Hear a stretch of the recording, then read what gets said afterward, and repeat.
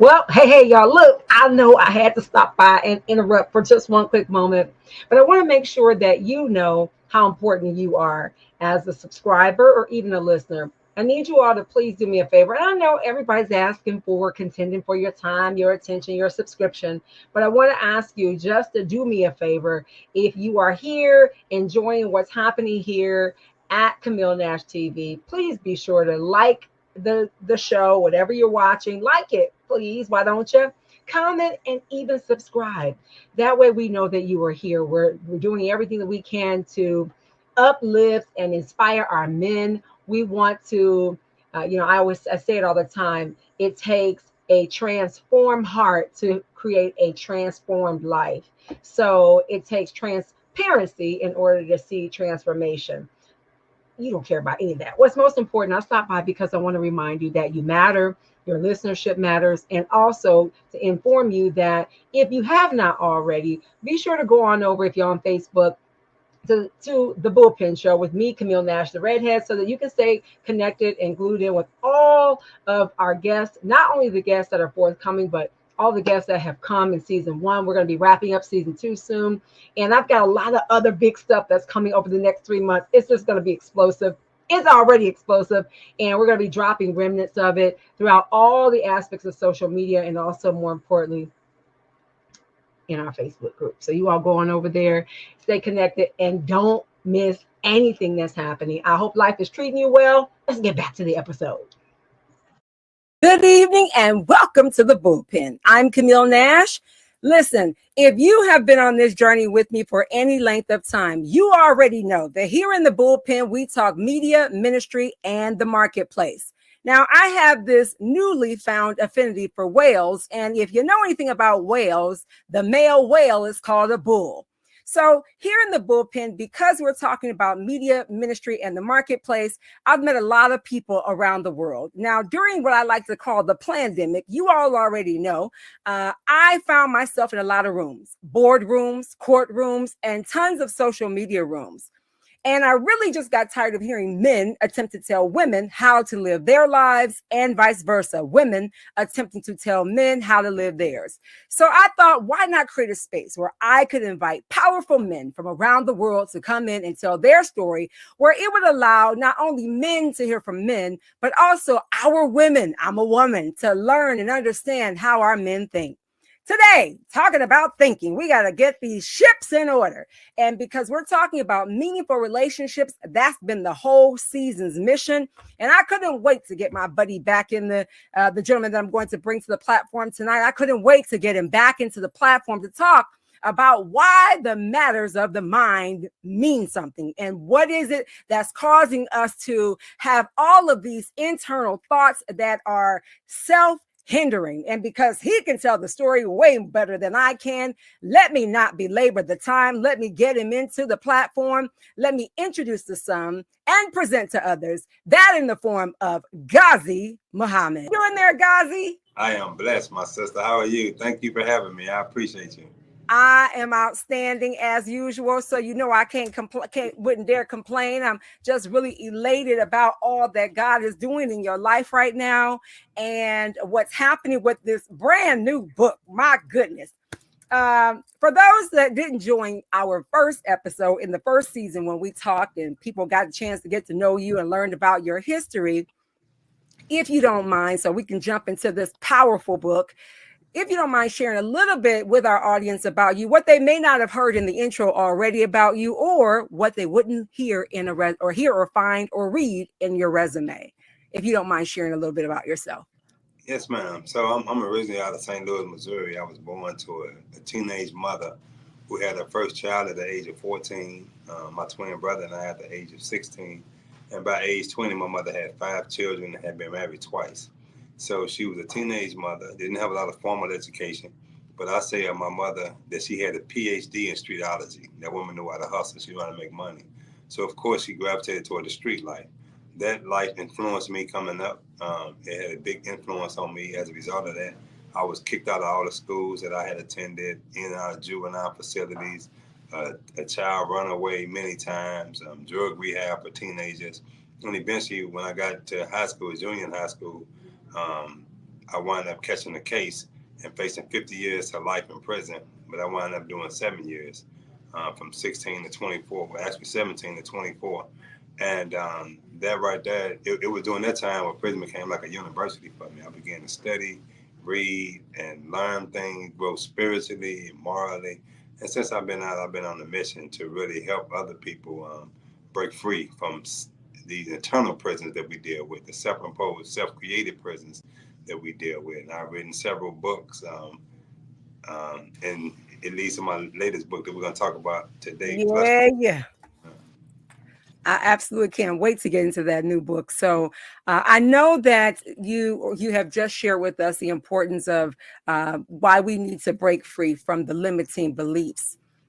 So when we get into the name of your book is getting ready to blow some people's hair back. So let's talk about this book. Let's talk about with what you have dedicated. You have dedicated your life to helping men. And that's why I couldn't wait to get you back to the platform, because of not only what you have been able to do with your own life, and of course with God's help, yet also you've been able to help change and shift the lives of so many men, all ages and stages.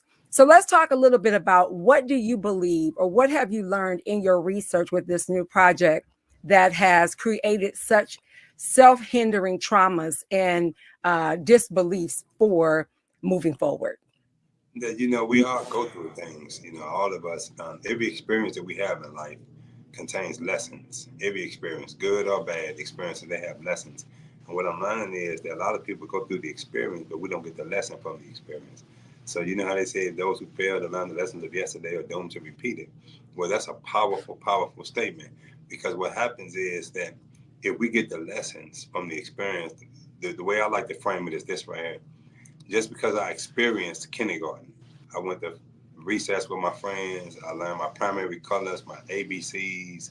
We played kickball together. We had lunch together. We went to the gym together. Just because I experienced that don't mean I'm going to the first grade. I have to get the lessons of the kindergarten in order to go to the first grade.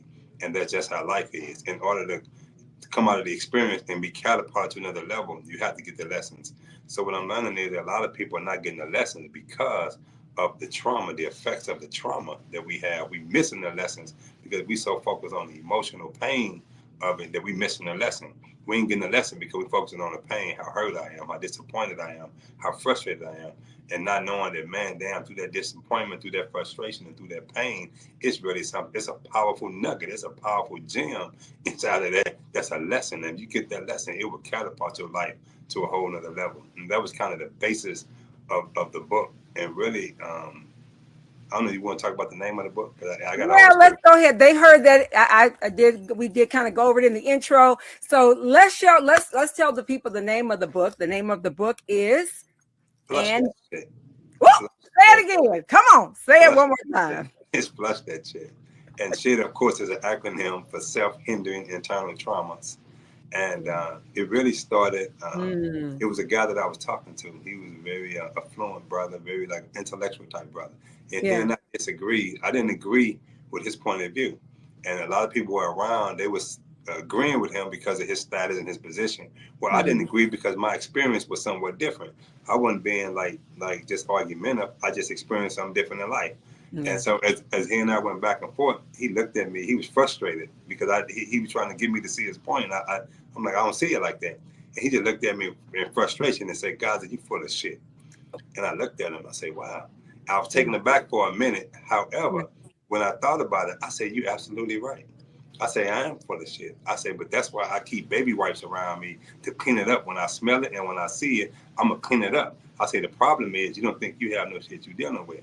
And that gave me the idea, like, all of us got something that we're dealing with. Mm, And mm, that keeps us stuck, that keeps us locked in and trapped.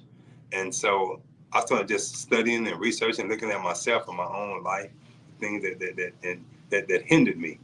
mm, Most of these things hinder myself. That's why it's called self-hindering internal trauma. It ain't something from the outside. I can blame the system. I can blame this race. I can blame my mom. I ain't know my daddy till I was 14. I can do all that.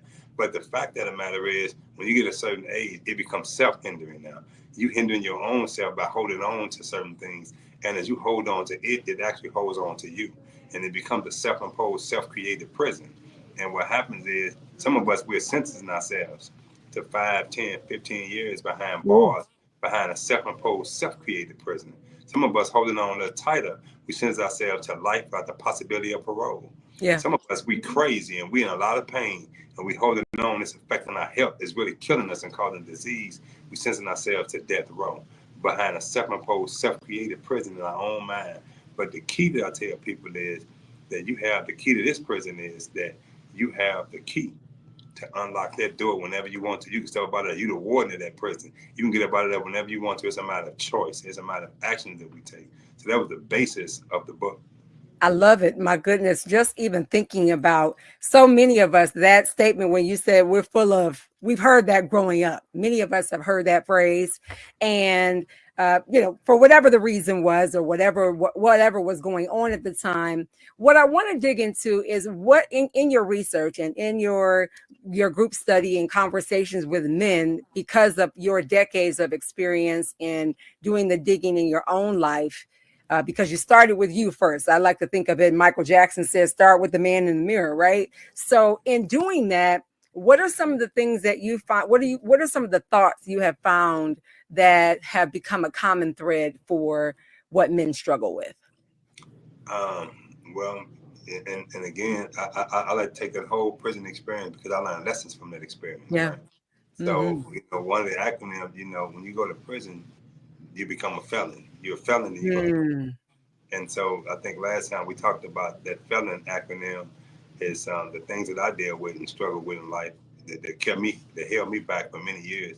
And that was fear, excuses, limited belief in myself, obstacles, and negative thinking.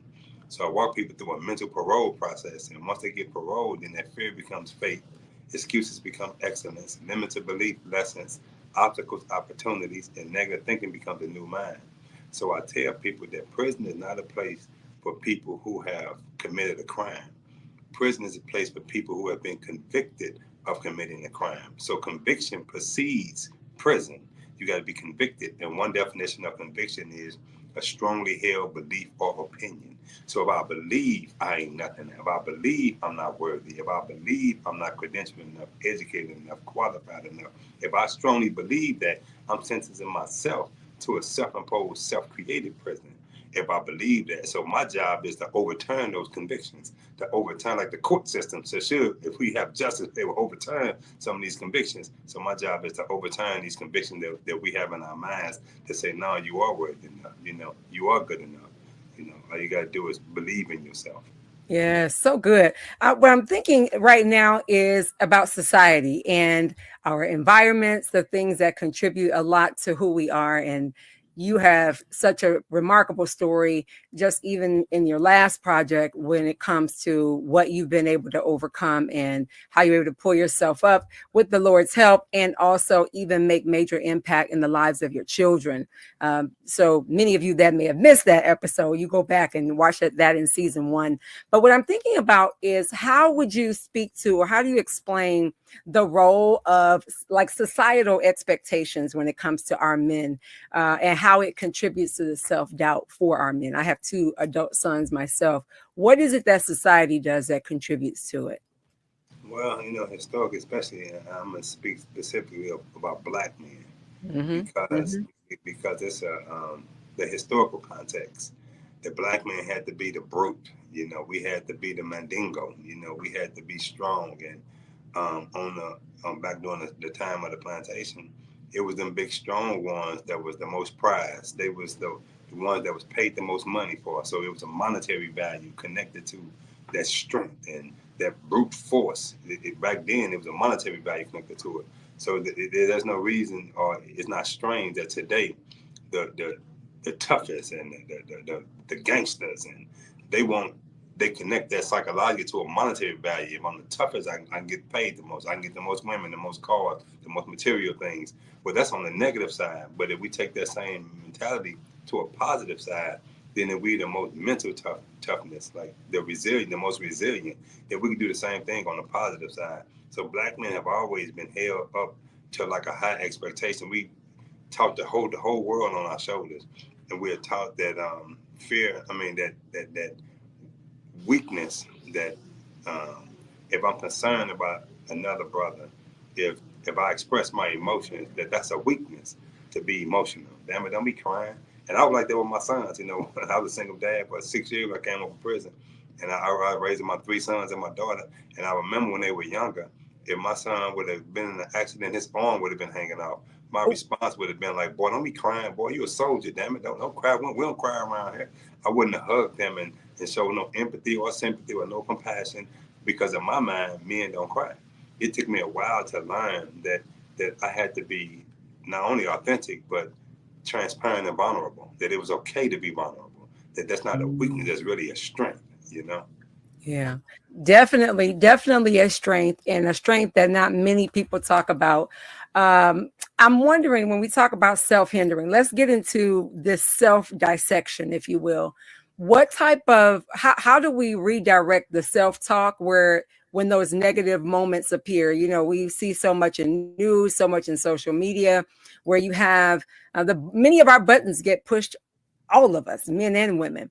But when it comes to men, men have this extra expectation of self-control. We all should operate with temperance, but our men have this greater level of expectation, at least from what I gather. What would you say? How do men begin to build their own confidence and begin to take hold or take control over what they're saying to themselves? You know, it's like part of part of that explosion. That's what flushed that shit. Kind of Yeah, go. because part of the explosion is that it's built up and we don't have no release for it. It's so much built up frustration. So when it happens, when somebody push my button and I respond, it's not the act right there. It's all the traumas, all of the hell, the pain that I've dealt with that I have no avenue to express it. There's no avenue because I can't be vulnerable because that's weakness. I can't be transparent. You soft when you do that kind of stuff. So I don't have nothing to really channel that into, no way to release and express that, right? So I got all this stuff built up, and it's like when you got to go use the bathroom. If you just hold it and hold it and hold it, hey boy, you can do it on yourself. If you don't, you can pee on yourself or whatever. You can do it on yourself if you don't release it in time, and your body lets you know physically. See, there's a connection between it because physiologically, your body lets you know when it's time for you to go use the bathroom. It lets you know there are certain signals and certain signs that you get that hey, I gotta go pee right now. I'm gonna pee on myself or whatever, right?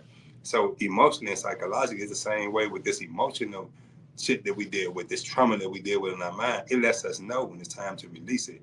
We snap, we don't have no clarity. We feel stuck. We release it on like everybody around us, and the stench of it. People smell it around us. It affects our environment and everything. That's when we know we way overdue. It's time for us to release this. We should have released the day before yesterday, but we hold on to it because we don't have no avenues to express it. So I go into a lot of positive things that we can do, some things that we can do to really express it. And it comes down to shifting our own perspective of our own selves. So I'm gonna give you a story. I told you, like my mother, when I growing up, my mother was a hustler, right? Pistols, Cadillac, gold teeth. That was my mama, straight St. Louis, right? She Mm-hmm. passed away several years ago. May God be pleased with her. And but she was a hustler turned drug addict, and she struggled with crack addiction for over 25 years of her life. Until her death, she struggled with crack addiction, right? I didn't know my father until I was 14, my biological father. I never seen a picture of him, never heard his voice or nothing until I was 14 years old. And the first time I met him, I'm like, hey man, I got to live with you because mom finna have me locked up in juvenile. That's my first conversation with my father ever in my life. I got to live with you because mom finna have me locked up in juvenile. So for years, no matter what I did, no matter what I accomplished, no matter how many accolades I was receiving, how many pats on the back, good job, brother Ghazi. In my mind, you the son of dope fiends. In my mind, you the son of a crackhead mother. You the son of a heroin addict daddy. So in my mind, you ain't worthy enough. But who gonna listen to you, right? So what I did was I had to shift my own perspective of my own self in my own mind. So rather than looking at myself as the son of a mother who's struggling with crack addiction, I looked at my mother as the mother of a son who's an accomplished author, who's an international speaker. I switched it around. Instead of looking at myself as the son of a father who abandoned me, I look at my father as the father of a son who learned from his mistakes and very active in my own children's lives. You see what I'm saying? So I ain't look at it from the negative no more. I looked at it from the positive, and that it made me have more respect for them. It's like, man, you produce this kind of son. You produce a son who's resilient, who won't break under pressure. And it made me respect my mother more. It made me respect my father more because I looked at it from another angle. So I had to shift. I try to tell a lot of brothers and sisters that we got to shift our perspective of our own self that we have in our own mind.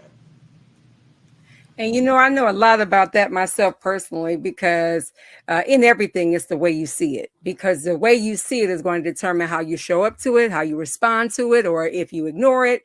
That's all determined by you. And it's really our own pathologies, like what we're bringing to the story. It's our own experiences, our own lived experiences that we're bringing to the situation, which sometimes causes conflict because we're seeing it from one perspective based on what we know in conjunction with maybe what we've studied, what we've learned, and somebody else may look at it from a completely different perspective. And a part of our charge and challenge in many instances is trying to see it from the other person's perspective. Yet it's really important for people to know our perspective on it. So when we talk about this book and we talk about the self-hindering thoughts, these self-hindering thoughts that are and thoughts and traumas that are keeping us from advancing, I just want to talk about, like, what, without giving the whole book away, what are some practical steps that men can take to become more aware of their thought patterns and the negative ones more particularly? Uh-huh.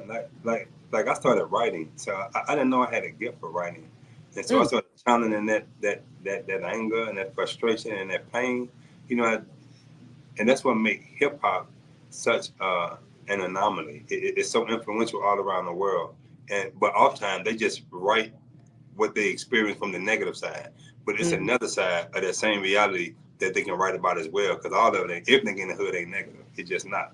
Everybody in the right. projects ain't on drugs, and some people are very ambitious and things like that. So we just write about the negative side because that's the narrative that the system want to push, unfortunately. However, like journaling and writing has been very good for me. Like meditation, prayer, being a part of organizations and a part of people, a part of groups that can help you channel that. That has been a key for me. When people ask me, many of the brothers I was down, I call myself a recidivism survivor because when you study recidivism, especially for black men, those who come up out of prison within, I think, 3 years, probably 65, 70% of them return to prison within 3 years. Most of them within the first year, whether it's a parole violation or a new case, they get violated or a new case. But within in 3 years, probably 70, 80% of them touch back in prison. So people ask me, how do you stay out there? What's the key to Mhm. you? I say, well, one is spirituality, developing a spiritual base and a genuine connectedness to God. But two is surrounding myself with the right kind of people who are ambitious. I can't just be around just anybody, even my own family member. Some of them just on a different path. Now, I can't hang out with y'all like that. I'm comfortable with saying no and setting boundaries. So being able to set healthy boundaries for yourself to say no, I'm very comfortable saying no. And if you press it, I'm very comfortable saying hell no. You keep pressing it. I'm very comfortable with saying that. And that's an important part right there. That boundaries, the boundaries, I say it all the time. Boundaries is not just a good idea. Boundaries is a God idea because there are boundaries in everything that we do. When we look at, and I know that's not easy. I know it's not easy even for me personally with friends, with family members, and setting those boundaries, and having to deal with or contend with the, oh, you this or that now. Well, no, it's because I'm attempting to do these things. So I have to set very clear and strong boundaries. I like to say it this way: my no game is very strong, strong no game, and Right. I don't apologize for it. So when you say, like, let's just digging into the family, how can family and close relationships begin to support our men in overcoming the way they think? And it's something that's a good question because some families are so dysfunctional. Whew. Like I like the idea of a wraparound program. A lot of social service programs call it wraparound programs. So it's not like one person. You got to like help the whole family. Because oftentimes mama need help, daddy need help, grandmama need help. But it's like generational trauma. So it's like a bunch of hurt people trying to help you. They need Mhm. healing themselves. You know what I'm Mm. saying? Like people wounded themselves. They got bullet wounds in them. But yeah, they trying to patch my wounds up. And that's somewhat difficult unless we deal with the whole family. You know, it got to be more of a holistic approach to deal with the whole family, but it can be done. And there are organizations out here that kind of deal with everything. Because sometimes you deal with, like, you got drug addiction in family, you got suicidal thoughts. You know, young black men, one of the highest growing demographics of suicide, you know, is young black boys. And a lot of them, I see a lot of them, I've dealt with a lot of them, and it just blows me out when you 8, 9, 10 years old and just take your life, and that just blows me out because I didn't come up like that. We was, I don't know, you know, we was different. We was more homicidal instead of suicide. You mess with me, I'm not gonna. You bully me, I wasn't gonna shoot myself. I might shoot Take myself. you down. Yeah, Yeah. but and so Yeah. you know Yeah. when you deal with families and stuff like that, you know you got to deal with the family. But when you got a family that's halfway functional and it's Mm, a little bit functional, then it's like being open and understanding. Like, you know, what that brother, what that man, and not having expectation. And it's something. It's a hard conversation we deal with when you deal with most of our families are run by single mothers, yeah. and it's something because a lot of sisters there. If we say the families are ran by single mothers, and we look at the condition of our community, then yeah, we can say it's the absence of the father that has an effect, no doubt about that. But it's also certain things that I'm seeing mothers are doing to emasculate their sons. I'm witness. I listen to them. I talk to them, Mm, domineering this, and these sons are taking on all the characteristics of the mother, who often respond to things very emotionally. And so this boy, he don't learn how to think like how from the angle of a man, like how a man would respond to it. He only know how to respond like his mother responded. That's the only example he have in front of him. And so I'm seeing a lot of boys, they oversensitive. I mean, like I've never seen. And when I say, I'm like, wow, this is really deep. And it's all in schools. And when you look at it, it's mama there, auntie there, grandmama there, sister there, stuff like that. Very few men. Like I don't know about the term my alpha goodness. male, but them strong, Mm, responsible men in their yeah. lives and stuff like that. You know. What's so powerful about that is I've talked about this before that unfortunately many of us we become who we're surrounded by, right? I think it was John Maxwell that says if you want to know who you are, identify who your closest 5 friends are. That'll show you who you are. Who do you spend the most time with and talk to the most of? The 5 people you spend the most time with, that's who's pouring into your life, and that's who you're becoming. So I want to dig into that piece about the emasculation of our men. Many of us, and I know a lot about this, many of us were groomed and raised by women that were very strong, willed, very outspoken, aggressive. I like to say I'm assertive, but aggressive, but maybe didn't have that aggression under control. So I look at it, assertion is still, you can turn that aggression into assertion, but with some self-control. So those women that are listening on the line, because you know we're listening, what would you say to the women that are listening on what that looks like and what you're seeing as an experience with our young men, how it's impacting them to emasculate them and transcend into their adult life as men? Can you talk to them on what not to do Yeah. for those women that are listening that are still rearing and raising young men? And you know, it's something because and let me say first, I give all respect to single mothers. I was a single dad for 6 years. When I came home from prison, I had a baby every year for the first 4 years. And I joke and say I had to make up for lost time, so don't judge me, right? But I wound up getting custody of Busy. four of them children. And God blessed me with custody of them children. I think it was something spiritual involved in that. But during that time while I was a single dad, we were just me and my 3 sons and my daughter. I was cooking, cleaning, going to daycare, PTO meetings, sick hospital visits, earaches, belly aches. And I'm thinking like, damn, women do this stuff for 18 years. I'm like, God, I need help. I couldn't believe it. I developed so much respect for a single mother. So let me say that first. The respect I have for a single mother who out there trying to do it on her own. Now, in saying that, let me say this. What I'm seeing with a lot of young boys is that I've seen mothers who, um, I mean, sons 6 feet, and they still wiping the boy nose and some things they doing. I'm like, let that boy do that for himself. He too big to be doing that. But it's like, you know, I want to be motherly and I want to be loving. I want to help them, but it's a certain point you got to back off. And sometimes, like I've seen situations where like men get involved who put a disciplinary factor in place, And mothers would say, no, no, no, you being too hard on my son. No, no, you being too hard because of the trauma. And I know I'm not talking about abuse. If it's abuse and physical and verbal abuse, that's one thing. That's something different. I'm talking about straight manhood. No, boy. I'm saying no in a very assertive or aggressive way. No, you ain't gonna do that. And I've seen so many mothers like, no, protect their son. Like, I gotta protect them from this, from this brute, from this force. So it's a balancing thing. If it goes to like physical abuse or something like that, then yes, mother's gonna protect die for their children. But you got to balance it out with this boy need some masculine structure in his life. He just can't go without that, like, because it creates an imbalance. It ain't gonna say he gonna be turned the worst person. There are many men and women who grew up with single mothers that are phenomenal people. However, they got some shit they dealing with though, and that's true. They got to deal with that because it's something that a man will give you that you ain't gonna get from your mother. I don't care how strong she is, how intelligent, how ambitious she is. It's something that a man will give that child, man, that the boy and the girl child, that mama just ain't gonna give. Yeah, there's some lessons that have to come, and I'm a huge proponent of that. There are some lessons, and I like to believe I'm a pretty strong-willed woman, but I've had to learn that there are seasons when you have to yield. You have to yield. I didn't say stop, but we have to yield, and we really have to allow our men to move forward. Men were made first. Men were made first. I'll say it again. Men were made first. Then the woman is made as a support, and I won't get into the whole equal and unequal and all that because I believe that we are partners in this thing. Nobody's greater than anybody else. So we are submitting unto one another. At the same time, I do believe there has to be a final authority in the household, and that's the man.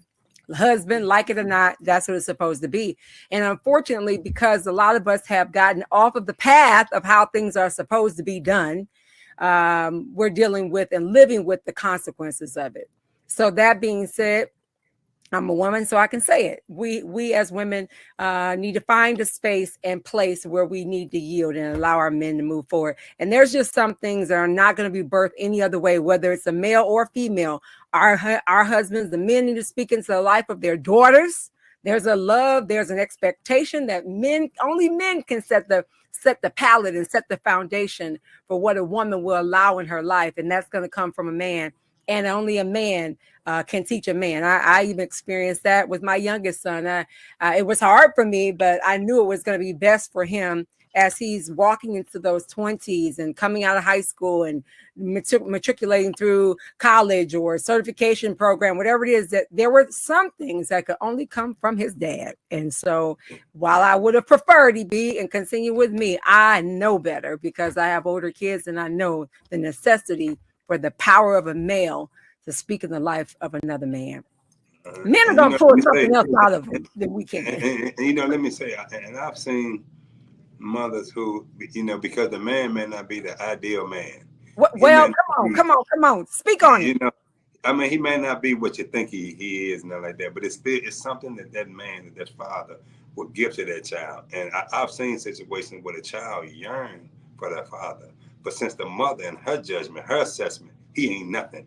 She tell the child that ain't nothing, and he might not have a job that you think he should have. He may not have drive a car, or if he got a car, he may be living in a small apartment or whatever. If he living with somebody else, but still, it's something that father, it's an energy, it's a spiritual energy that father can still transfer to that child that they won't get nowhere else, that they miss it, and it's something like, in one of Tupac's songs, he say, when he talked about his father, he say, when his father passed away, he didn't cry because his anger wouldn't let him feel for a stranger. As long as you keep him estranged and away from him, it destroys that emotional connection, that emotional bond. But if he around just a little bit, you'd be surprised. I've seen others produce the most phenomenal children. They may not have it all going on themselves, but their children are giants right now.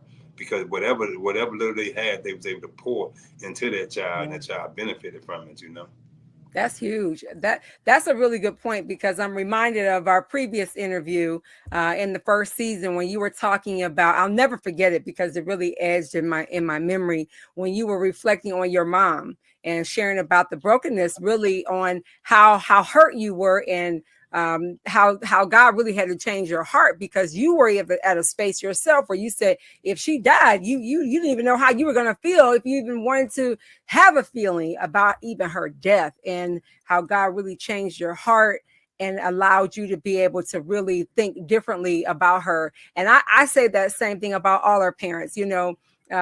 Many parents, we make mistakes. We're going to make mistakes. And I just believe that society has a lot to do with that. Society shares and we see all these images with social media around what it's supposed to look like, because you can be, you may not have, I did an interview years ago with a man that wrote a book, What I Learned from a Fifth Grade Dropout. He's a PhD professor, Ivy League school, and he talked about the lessons he learned from a fifth grade dropout from his dad. So I always think about that means it doesn't matter what the pedigree is. There's still lessons to be learned from only a father. So when we think about society and social media, how much of social media and how men are perceived in the society or our world, how much does that play a part in the way our men think? Man, that play a big part, especially with social media, because so many. I see so many videos of women talking about what kind of man they want. And then I see a lot of videos where men like talking about and like men have jumped on that bandwagon, other men, and they criticize men. Oh, you ain't doing this. If you ain't this kind of man, then you don't get no woman. You got to level up. You got to do this. And most times it's material. I was in there in Phoenix, Arizona. I was a part of a panel discussion at Pilgrim Rest Church years ago. And this That's when my church. That's my church. church. Okay, that's when the sister Viola Davis had came down and spoke at ASU. Delivering Democracy. That was ASU. the Delivering Democracy, right? Yeah, that Right. was Delivering Yep. Democracy. Mm-hmm. Yes, and so I was a part of that, but they had a youth panel, and I Yeah. remember one of the questions was like to tell our young people what was the value of education. So everybody was talking about you can get a good job, you can get you a good career, and with that good job and career you can buy you a nice home, you can travel the world and everything. So when it got to me, that wasn't my reality. So when it got to me, I say, man, it's interesting that we put education and the value of education solely in a material perspective. Let me give you another perspective on this. If you tell this young boy that you gotta go to school 12 years from kindergarten through 12th grade, that's 12 years of school. Then you want a bachelor's degree, that's another 4 years. A master's degree, another 2, 3, 4 years, whatever that is. And a PhD. So you're talking about almost 20 years of my life in education to get a PhD so I can drive a Mercedes Benz. My mind would tell me, hell, I've been doing 20 years in no school and I can go sell this rock. I can go hustle or something like that. I can go make a beat. I can go do something else and do that. So it didn't translate. So I told him, if you just look at education from a material perspective, that if you get a good education, you get a good car, a good house. I ain't got to go to school 12 years to get all that materially. And then social media is playing into that because they showing the bling bling and everybody fancy life. So people right now, it's like instant. We're in the instant world, instant tomatoes, instant oatmeal. It's instant. People want it right now. We don't want to wait for it, especially, and that plays on our psychology as a people, because we've been denied so long access in this country. We've been denied for hundreds of years access to certain things, whether a restaurant or whatever it was. And so a part of our mind is like impatient as a group, it's impatient. And now we really becoming more and more impatient because I want it right now. But I don't tell my children the importance of education is so you can get a good job and get you a good car and a good house. It may be one of the benefits, but that ain't about nothing. It's about your own personal development. It's about growing into your purpose and living a life in alignment with something more bigger than yourself.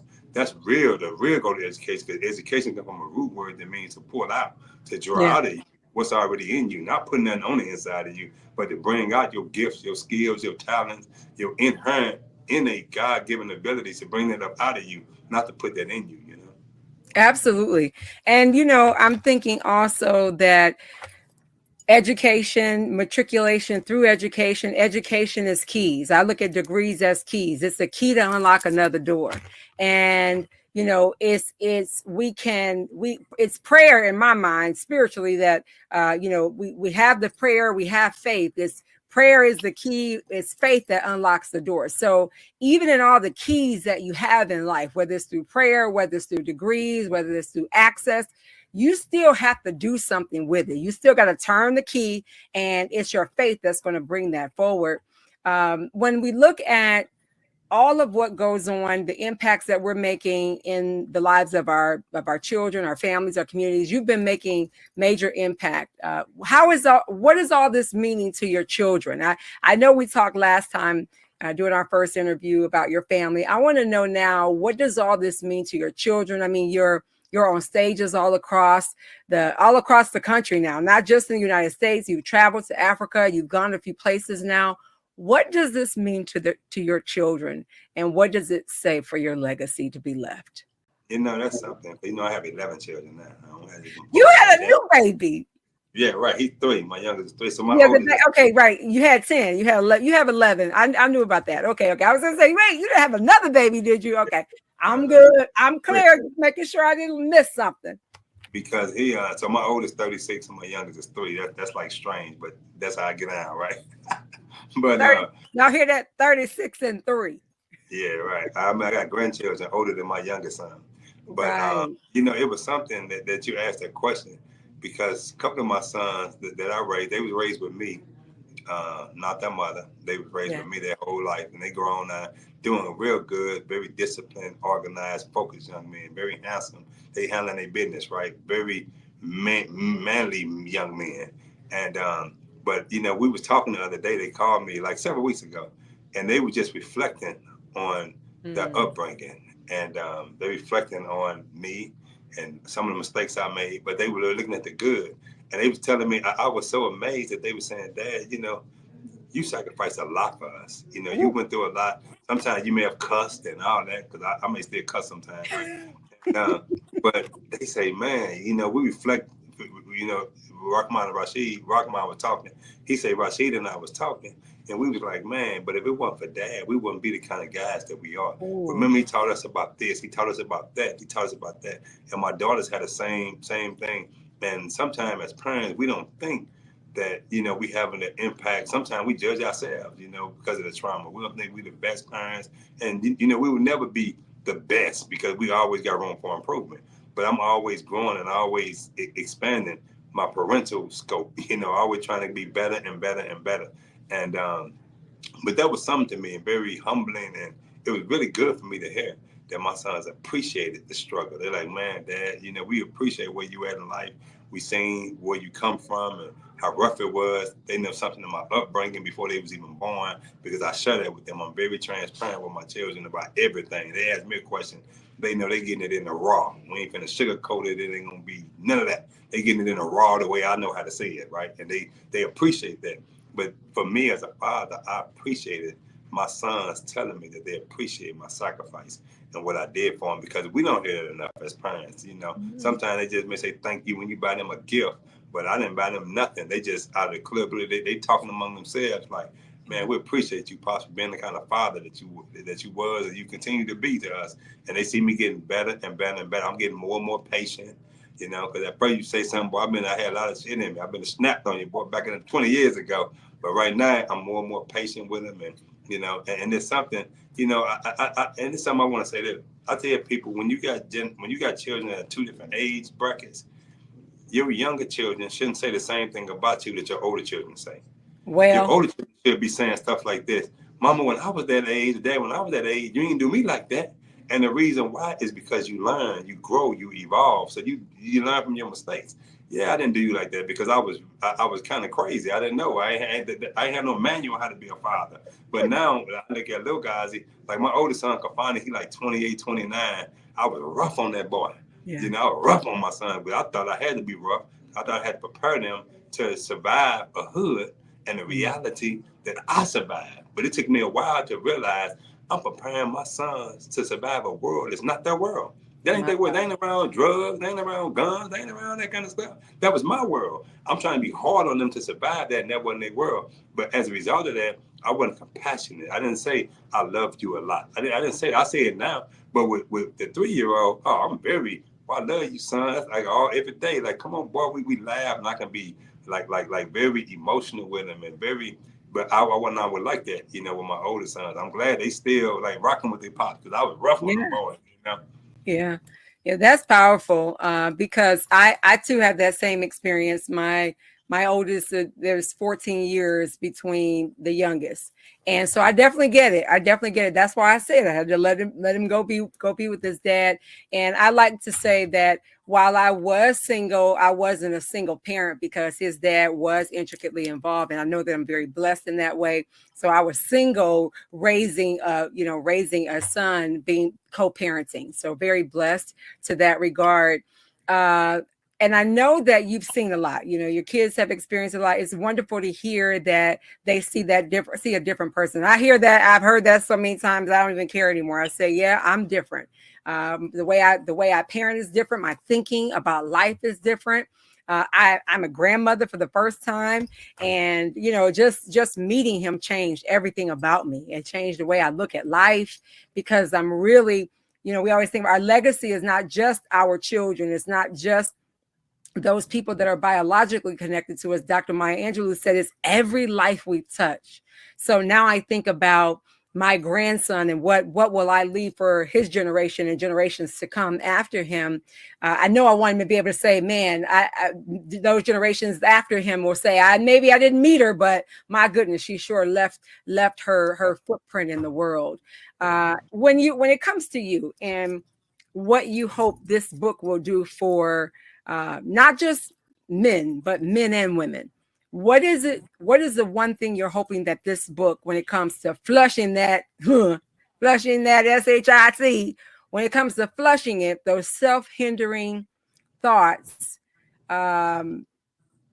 what is it that you're hoping this book will do for each person that reads it? Well, let me say this as we come to a close. That I'm gonna give that. So, Flush That Shit is the first of a series. Oh, So this okay. is the conceptual framework of what the self-hindering internal trauma looks like. How you know it's time to release it, the value of releasing it, the detriments of holding on to it. It kind of go into that. But then I'm halfway through. But it's the self-hindering internal thoughts. I want to make Traumas, sure I get it. right? It's Internal self-hindering trauma. internal trauma. Okay. All right. Let me get it correct. Self-hindering internal traumas. That's what it means. All right. Now continue. Mm-hmm. And so, but I'm halfway through with generational shit right now, and that's the self-hindering internal traumas that we get from our parents. Yeah.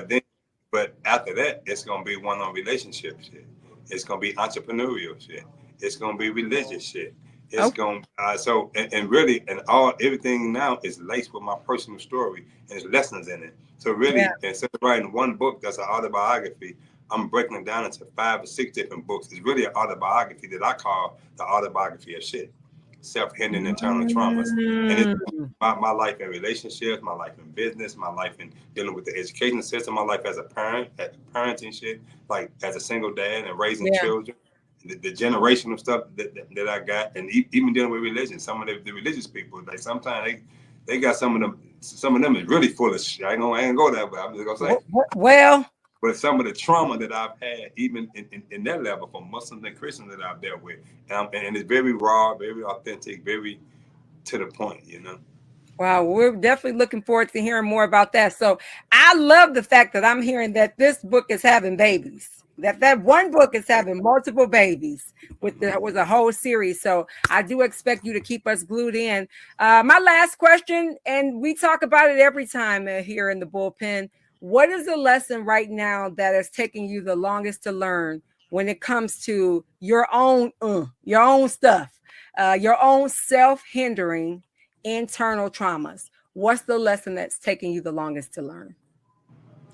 Man, that's a real good question right there. And the lesson that have taken me the longest to learn was the lesson of seeking help, because I come up and that was not, when you come up as a child and you cry fall upon deaf ears, and there's no one there for you. You got to do it yourself.